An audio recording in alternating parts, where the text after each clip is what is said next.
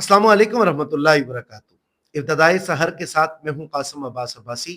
Quran series पर हमारी videos चल रही हैं, 30 दिन 30 पारे। आज पारा नंबर 14 है।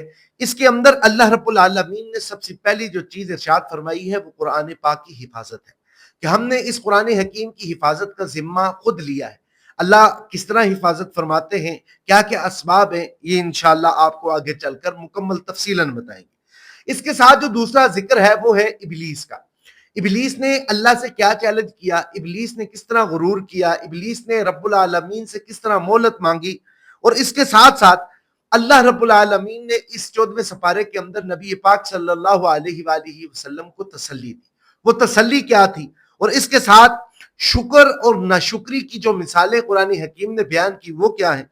और इसके साथ साथ जो तीसरी चीज बयान की गई है वो अदल एहसान है, कि अदल क्या होगा और अदल के साथ एहसान क्या है। और आखिरी जो चीज बयान की गई है वो है दावत का तरीका। आए चलते हैं तफसील की तरफ। कुरान हकीम की हिफाजत की जिम्मेदारी अल्लाह रब्बुल आलमीन ने खुद बयान की है। इन्ना नहनु नज़्ज़लना ज़िक्र व इन्ना लहू लहाफ़िज़ून। बेशक हमने इस जिक्र को नाजिल किया और हम इसके नेहकबान हैं। जिक्र से क्या मुराद है, यहां पर जिक्र से चंद अल्फाज मुराद नहीं है। यहां आप ये नहीं होगा कि अल्लाह अल्लाह इसको जिक्र ले लेंगे, सुभान अल्लाह इसको जिक्र ले लेंगे, अल्लाहु अकबर इसको जिक्र ले लेंगे।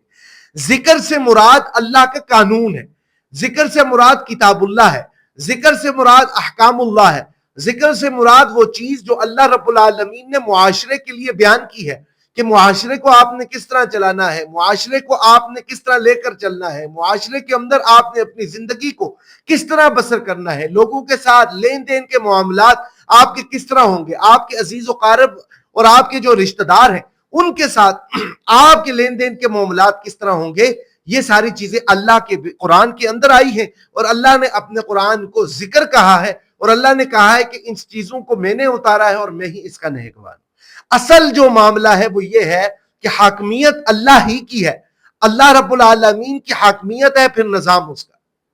तो ये चीज कुरान हकीम के अंदर बयान हुई है कि इन्ना नहनु नज़्ज़लना ज़िक्र, बेशक हमने इस जिक्र को नाजिल किया। इस जिक्र से मुराद क़यामत की सुबह तक हर एक चीज को हमने वाज़े कर दिया। रसूल पाक सल्लल्लाहु अलैहि वसल्लम का इरशाद कि मैं और क़यामत इस तरह है जिस तरह ये दो उंगलियां फरमाई। इसका ये मतलब है कि इन दोनों के दरमियान अब नया नबी नहीं आएगा, अब नया नबी आने की गुंजाइश ही नहीं है। रसूल पाक सल्लल्लाहु अलैहि वसल्लम ने वाज़ेह तौर पर फरमा दिया कि ए लोगों, याद रखना मेरी मिसाल ऐसी है कि किसी जगह एक खूबसूरत महल तामीर किया गया हो और उस खूबसूरत तरीन महल के अंदर एक ईंट की जगह छोड़ दी गई हो, और वो ईंट मैं हूं कि मुझे लगाकर उस इमारत को मुकम्मल कर दिया। और फिर अल्लाह के नबी सल्लल्लाहु अलैहि वसल्लम ने यह भी फरमाया कि अन खातमुन नबिय्यीन ला नबी बादी, मैं आखिरी नबी हूं, मेरे बाद किसी नबी ने नहीं आना। यह भी इस जिक्र के अंदर है, इन्ना नहनु नज़्ज़लना ज़िक्र। और अल्लाह ने फिर इसकी हिफाजत का भी जिम्मा लिया है, ये खत्म नबूवत का जिम्मा भी अल्लाह के यहाँ। तो इसके साथ जो दूसरी चीज है वो हमें मिलती है इबलीस का तस्करा। इबलीस वाज़े तौर पर मुसलमानों का दुश्मन है। इस इबलीस ने अल्लाह रब्बुल आलमीन से जिस वक्त मोहलत तलब की और ये कहा कि मुझे आप क़यामत की सुबह तक मोहलत दे दे, और जिस वक्त अल्लाह रब्बुल आलमीन ने मोहलत दी उसके बाद फरिश्ते उसके बाद जो शैतान था उसने क्या कहा, उसने कहा अल्लाह आपने जो मुझे मोहलत दी है, मैं आपकी इज्जत की कसम उठाता हूं, आपकी किबरियाई की कसम उठाता हूं, जब तक आपके बंदों के जिस्मों के अंदर रूह रहेगी मैं मुसलसल उन्हें गुमराह करता रहूंगा। फिर यहां अल्लाह रब्बुल आलमीन ने वाज़े कर दिया, वाज़े इरशाद फरमा दिया, ए शैतान मरदूद, ए शैतान लाईन, इस चीज को याद रख लेना, मेरी इज्जत की कसम, मेरे जल्लाल की कसम, जब तक मेरे बंदे मुझसे माफी मांगते रहेंगे मैं उनको मुसलसल माफ फरमाता रहूंगा। ये इस कुरान हकीम में वाज़े है। अल्लाह रब्बुल आलमीन के अहकामात हमारे सामने है कि जिस वक्त भी हम रुजू इल्लल्लाह करेंगे अल्लाह हमें माफ फरमा देंगे। मा यफ़अलुल्लाहु बिअज़ाबिकुम इन शकरतुम व आमनतुम व कान अल्लाहु काफिरन अलीमा। ए मेरे बंदो, मुझे तुम्हें अजाब देकर क्या होगा। अजाब अल्लाह को पसंद नहीं है कि अगर हम शुक्रगुजार बन जाए। वो जो फिरौन था ना, फिरौन मूसा अलैहिस्सलातु वस्सलाम के बचपन से लेकर आपकी जवानी तक उसने कई हजार बच्चों को कत्ल करवाया, उसने कई लोगों को गुमराह किया, उसने रबूबियत का दावा किया। इन तमाम चीजों को मद्देनजर रखते हुए भी اللہ رب العالمین نے موسیٰ علیہ السلام سے یہ فرمایا کہ جاؤ فرعون سے کہو کہ آ کر مجھ سے معافی مانگ لے، وہ تجھ پر ایمان لے آئے، مجھ پر ایمان لے آئے، میں اس کو معاف فرما دوں گا۔ آپ یہ دیکھیں کہ اتنا بڑا فرعون کہ جس نے اتنے بڑے گناہ کیے تھے، اس کے باوجود اللہ اسے معافی کا موقع دے رہے ہیں۔ تو اس کا یہ مطلب ہے کہ میں اور آپ اگر اللہ سے رجوع کریں گے تو اللہ یقیناً ہمیں معاف فرمائیں گے۔ اس کے ساتھ ساتھ نبی پاک صلی اللہ علیہ وسلم کو تسلیاں دی گئی۔ یہ تسلیاں کیا تھی؟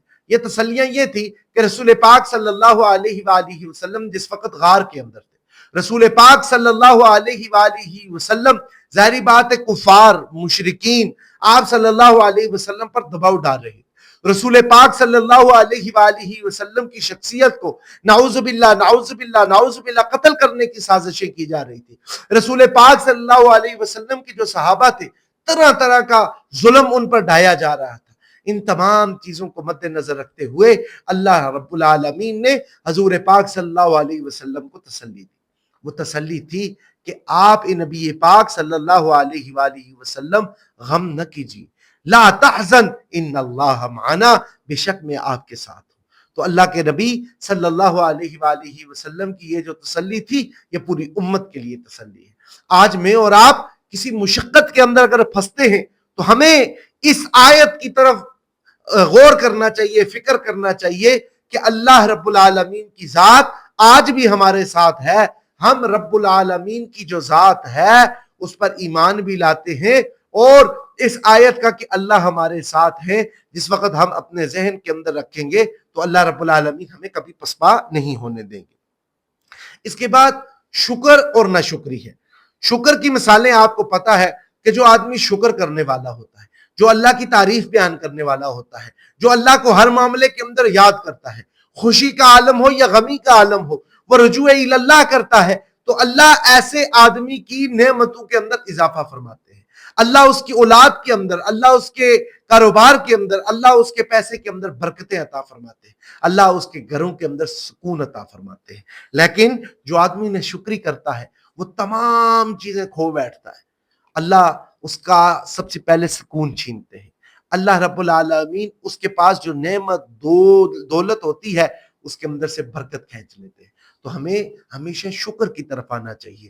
ہمیں ہمیشہ اللہ رب العالمین کی اس ذات کہ اللہ رب العالمین نے سب کچھ دیا ہے، اللہ ہی کے لیے ہے یہ سب کچھ، وہ چاہے تو آج واپس کر لے، وہ چاہے 100 سال بعد واپس کر لے، یہ اللہ کی ذات پر موقوف ہے۔ اللہ رب العالمین وَتُعِزُّ مَن تَشَاءُ وَتُذِلُّ مَن تَشَاءُ، عزت دینے والا بھی اللہ ہے اور ذلت دینے والا بھی اللہ ہے۔ نہ اللہ کے علاوہ کوئی عزت دے سکتا ہے اور نہ اللہ کے علاوہ کوئی ذلت دے سکتا ہے۔ یہی